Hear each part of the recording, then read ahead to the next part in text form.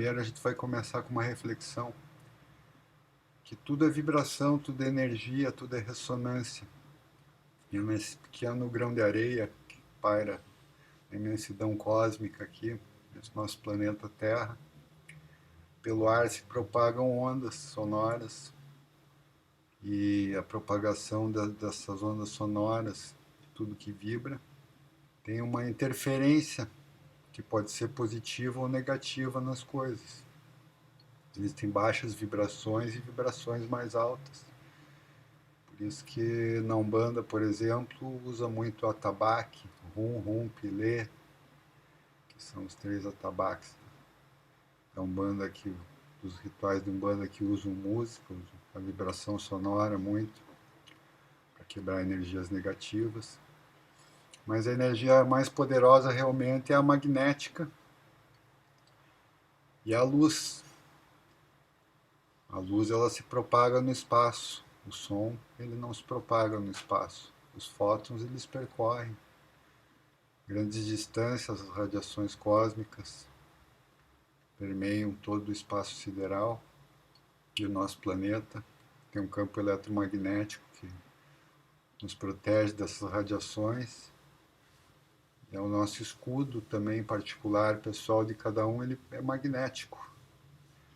Eletromagnetismo é o princípio de toda a magia na esfera que a gente habita, que é um grão de poeira na atmosfera solar, viajando junto com o Sol pelo espaço. E a gente tem que fazer uma corrente para quebrar esse negacionismo científico, essa baixa vibração sonora que profere ataques contra a verdade, contra os veículos de imprensa. Eu tenho minhas reservas quanto à mídia de massa porque não estão dando divulgação adequada para o alerta do Miguel Nicoleles. O Miguel Nicoleles, ele é um cientista brasileiro que ele aborda o colapso gravíssimo que ocorreu em Manaus e ainda está tendo seus reflexos sérios, e os aspectos médicos, sanitários e humanitários. E há semanas ele tem falado constantemente, quem segue ele no Twitter sabe, sobre a necessidade de um lockdown nacional para evitar o sistema do colapso de saúde de todo o país com a Covid-19. Mas o que a gente vê é o contrário, ao invés de isolarem o Amazonas e proverem todas as necessidades que o povo amazonense, manauara, necessita, oxigênio, insumos hospitalares, medicação para poder entubar as pessoas. Tem morrido muita gente lá, é assustador, asfixiados de uma forma horrível, parentes sem notícias, quando vão ver, seu ente querido já se foi. E isso comove, traz aquela vibração da tristeza, que é uma vibração baixa, que a gente tem que transmutar ela numa vibração, não é se revoltar, é se indignar contra esses absurdos que acontecem no Brasil. Agora acabou de ser revelado aí gastos do governo federal, milhões em leite condensado, em rapadura, em eu não lembro direito, 1,8 bilhões parece, né? Foi gasto em um ano, com compras, 1,8 bilhões, imagina, a gente gasta aí que 10 mil por ano em alimento, cidadão comum. E são coisas que realmente deixam a gente com uma certa indignação. A gente não pode transformar essa indignação em revolta e tem que transmitir aqui o alerta que os cientistas estão dando, que o Miguel Nicoleles, segundo ele, o Brasil repete uma sequência trágica de erros da primeira onda e precisa de um bloqueio total. A gente viu pacientes serem transportados do Amazonas para Curitiba, por exemplo, sabendo que é uma nova cepa do vírus, que ela tem uma taxa de contágio de 1,4, ou seja, a cada 100 infectados vão infectar 840. E quando teve a primeira onda, tinha uns brasileiros no estrangeiro e trouxeram eles para cá e deixaram numa quarentena, num hotel da Força Aérea, sendo que era a cepa mais leve do vírus. Não, tudo bem, não sabiam bem com o que estavam lidando ainda, mas houve todo um cuidado e agora eles estão transferindo pacientes para diversas unidades da federação com essa nova cepa, espalhando a nova cepa pelo país. Isso não é o Nicoleles que diz, é uma conclusão que eu chego por raciocínio próprio. E o Nicoleles ele diz que acabou, a equação brasileira é a seguinte: ou o país entra em lockdown nacional imediatamente, ou não daremos conta de enterrar os nossos mortos em 2021. Fecha aspas. Essa mensagem foi escrita no Twitter por ele. Ele é neurocientista e ele avalia a repercussão da sua mensagem no Twitter e aponta a sequência de erros que coloca o país em segundo lugar no ranking de mortes por Covid-19 no mundo. Isso aí a gente agora que em janeiro é que estão vindo os resultados nesses números aí de 50, 60 mil casos por dia e a média móvel voltou a ter chegar naquele mais de 1.000 óbitos por dia. Se você pensar em 5 dias, mais de 1.000 mortes na média móvel, são quase 6.000 desencarnados, 6.000 mortes, é um desencarne coletivo. Caiu um ônibus na ladeira aí em Guaratuba, foi notícia no mundo inteiro. Caiu um avião do time Palmas, aí morreram 4 jogadores e foi notícia no mundo inteiro. E essas milhares de mortes diárias, essas pessoas que estão partindo, né? A BBC News Brasil pergunta a ele: o senhor fala em intervenção nacional contra a pandemia, o que seria isso? Miguel Nicoleles responde: o Brasil precisa fazer algo muito parecido com o que aconteceu na Grã-Bretanha nos últimos dias. Isso, aliás, veio a partir de um comitê científico britânico que pressionou o primeiro-ministro e o governo para fazer um lockdown, mesmo com o início da campanha de vacinação por lá, que é um país que está entre os 10 que estão mais vacinando no mundo, enquanto o Brasil está lá na 48ª posição. Apesar do governo dizer que está entre os 10, não está hoje. A mídia desmentiu isso aí. E nós precisamos por aqui justamente isso, ter um comando central que tenha, que sabe que foi colocada a responsabilidade na mão dos governadores, pelo presidente, que até estão trabalhando bem, a maioria deles, mas ele se eximiu da responsabilidade do governo federal, que é enorme, a história vai julgar, está anotando, tudo isso está sendo registrado pelos centros de documentação do próprio Palácio do Planalto. A pressão não é só porque é um dos casos mais agudos do coronavírus. A cepa amazônica, eles proibiram já a entrada de brasileiros em vários lugares do mundo. Já começa a espalhar essa cepa que tem essa taxa de transmissão maior, e por ter uma taxa de transmissão maior, ela acaba, por dedução, acredito, causando um maior número de óbitos também. Manaus é um exemplo dramático, a cidade colapsou rapidamente. Nas últimas semanas, tem 2 fatores que agravaram ainda mais a situação da pandemia. As aglomerações que houveram aí no final de ano, sabe? As festas particulares que tem aí no Twitter, uma página, não lembro o nome agora, que eles mostram aglomerações. Todo dia eles postam vídeos de aglomerações, de festas que estão tendo pelo Brasil inteiro. Festas particulares, em ambientes fechados, todo mundo sem máscara, sem ventilação. A gente tem que tomar cuidado porque as pessoas estão transitando entre as cidades, de ônibus, de avião, de trem não, porque a nossa malha ferroviária é sucateada, a pouca que existe, ela serve mais ao transporte de carga, né? Mais uma coisa que é absurda no Brasil, a gente não poder viajar de trem de Curitiba para São Paulo, de São Paulo para o Rio. Cadê o trem-bala que ia ligar Rio e São Paulo? de tantas obras aí que vão nos prometendo e não vão cumprindo. E a gente vê aí um governo que foi eleito por uma maioria de eleitores de 57 milhões de pessoas, que não é a maioria dos brasileiros, mas é a maioria dos que foram votar, que elegeu um governo pensando que ia acabar com a corrupção, que as coisas iam mudar.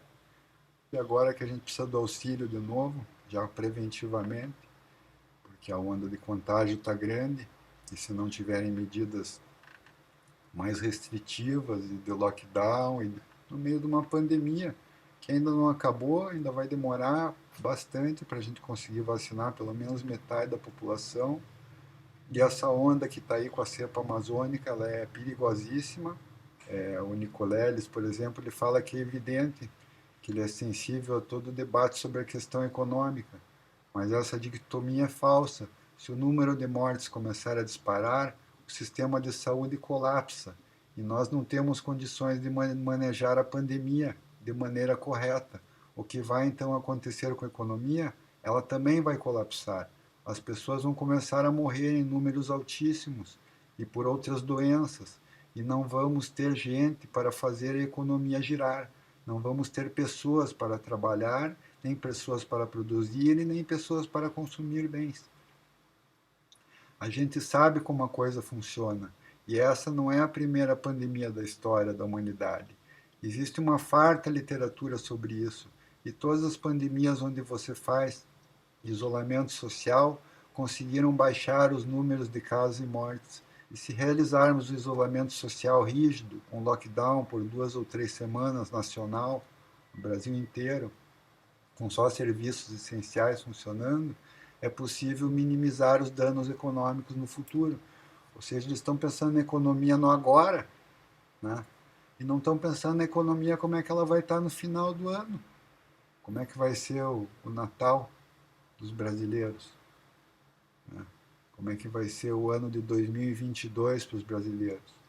É importante levantar essa questão que também é colocada pelo cientista Nicoleles para a BBC News Brasil, que o segundo erro, né, fora que o primeiro é o da economia, de achar que a economia pode ser prejudicada se tiver lockdown, quando ela vai ser prejudicada se houver um colapso de saúde pública no Brasil. O segundo erro foi negar o tsunami. Terceiro, não criar um comando verdadeiramente nacional centralizado, um Estado-Maior de combate à pandemia, com uma missão clara. Esse comando poderia ajudar os estados não só do ponto sanitário, mas financeiro. Além disso, detectar o fechamento do espaço aéreo internacional brasileiro, e aí acrescento nacional também, né? Já no começo de março, iriam espalhar casos para o interior do Brasil. Você veja, nas primeiras 3 semanas de março, São Paulo foi responsável por 85% dos casos no país. Se a gente tivesse bloqueado só São Paulo, que concentrava 85% dos casos em março, poderia ter contido a pandemia. Mas não, o aeroporto de Guarulhos recebeu o maior fluxo de pessoas vindas do exterior e nós poderíamos ter barrado esse trânsito para o resto do Brasil aqui. Mas nós não fizemos nada, porque não existiu uma coordenação nacional. Então é isso aí que diz o Nicoleles, Miguel Nicoleles. Abre aspas. Acabou. A equação brasileira é a seguinte: ou o país entra em um lockdown nacional imediatamente, ou não daremos conta de enterrar os nossos mortos em 2021. Médico e cientista brasileiro disse isso aí para entrevista na BBC News Brasil, que você procurar na internet, você acha ela para ler facilmente. Eu vou colocar o link aí na descrição do vídeo para ficar mais fácil. E é isso, gente. É o momento da gente se unir e exigir vacina para todos, que a prioridade seja a vacina, exigir controle no preço dos alimentos, que eles não querem, esse governo ele quer o o livre comércio, na hora de comprar seringa, daí o cara não pode pôr o preço que ele quer no insumo hospitalar. Mas o supermercado pode cobrar R$ 9 um litro de óleo de soja, que custava R$ 2,50 há 10 meses atrás. Pode cobrar R$ 9 um cacho de banana, um quilo de banana, que custava R$ 2, R$ 3 aí alguns meses atrás. Eles podem, os preços de tudo, a carne moída, supermercado aí vendendo a R$ 40, R$ 45 um quilo de carne moída. Eu vou no açouguezinho popular, ainda consigo pagar R$ 22, R$ 23. Às vezes acho por 21, aquela carne moída de primeira que não é tão de primeira. E o prognóstico é difícil. A gente vai chegar aí nos patamares que hoje tem os Estados Unidos e de casos e de óbitos. E a gente tem um SUS, mas não tem o meu. Eles são a primeira economia do mundo, a gente é a 10ª. Existe uma distância muito grande entre a primeira e a 10ª economia. Mas a gente não é um país quebrado. Então vamos refletir, não pense só em você, pense no seu próximo. Pense no seu próximo, porque, segundo eu sou espírita, a Umbanda também é uma religião cristã, e a gente precisa amar a Zambi, Deus, sobre todas as coisas, sobre tudo, mas isso se manifesta no amor ao próximo, porque se Deus está vivo dentro de todas as pessoas, você amando ao próximo, você também está amando a Deus. Então, parem de brigar em rede social, parem de atacar o Papa, parem de atacar o Dalai Lama, parem de atacar as pessoas que estão querendo ajudar as outras com a ciência, com a verdade. Parem de atacar os grandes veículos de mídia que estão dizendo a verdade. Busquem a verdade, busquem na fonte, sigam os cientistas, deixem o Facebook, deixem a vaidade do Instagram, se liguem mais no Twitter, mas sigam pessoas que realmente têm conteúdo jornalístico e conteúdo científico relevante. A revista The Lancet, por exemplo, ela não tem Instagram, mas tem Twitter. Sabe? O Twitter das Nações, o Instagram das Nações Unidas só posta fotinho com pequenos textos. Enfim, usem mais o Twitter. Tem muita coisa tóxica lá no Twitter. Se você, ele tem um algoritmo também, mas é só você escolher lá ver postagens mais recentes ao invés de ver as que o algoritmo seleciona, e você seguir pessoas certas. Você não precisa ter nenhum seguidor. Se ninguém quiser te seguir, não ligue para isso. Vá seguindo e aos poucos você vai conversando, vai interagindo, vai expondo o teu ponto de vista, a tua indignação, o teu pensamento, vai exercendo o teu livre-arbítrio, e o que garante a Constituição Federal, a tua livre expressão do pensamento, sabe? E discurso de ódio, mentira é uma coisa. Livre expressão do pensamento, verdade, opinião é outra coisa, tá? Então vamos seguir a ciência, vamos seguir a verdade. Enfim, não é só o Brasil, o mundo precisa de uma liderança sanitária mais eficiente. A OMS ela precisa ter mais poder, que ela retomou agora com os Estados Unidos voltando para a OMS, voltando para o Acordo de Paris, a gente ganhou nova esperança para salvar o clima mundial e para a OMS, porque a maioria dos recursos da OMS vem dos Estados Unidos. Então, muito importante o presidente Joe Biden lá ser um cara bom. Temos esperança com ele. A pandemia ensina que precisamos viver de uma forma ou numa relação com o planeta e com a ciência. A gente precisa pensar que quando a gente elege parlamentares e líderes do executivo, eles não estão ali apenas para coisas mundanas do nosso país, como dinheiro, economia e a chance de você ficar milionário. A gente elege líderes e congressistas para esses momentos de crise, quando a gente precisa de pessoas esclarecidas, pessoas inteligentes, que tenham uma bagagem intelectual, que saibam pensar fora da caixa, que deixe preconceitos, ideologias e fanatismo e fundamentalismo de lado, sabe? Para guiar uma nação do tamanho do Brasil para sair de uma crise que poderia ter sido para guiar uma nação do tamanho do Brasil, que já poderia estar muito mais leve numa crise que ainda pode ser muito pior. Ainda, né? Então a gente tem que dar graças, agradecer ao universo, ao grande arquiteto do universo, Gadu, por estar aqui de pé e podendo falar e alertar. Alertar que não existe tratamento. Outra coisa, não existe tratamento preventivo. Não existe cloroquina, ivermectina, isso aí é tudo charlatanismo. Única, existe prevenção, lavar as mãos com água e sabão sempre que sai, que entra em casa, tirar o sapato, sabe, lavar a roupa com mais frequência, usar um borrifador com álcool 70 para borrifar a sola dos teus calçados,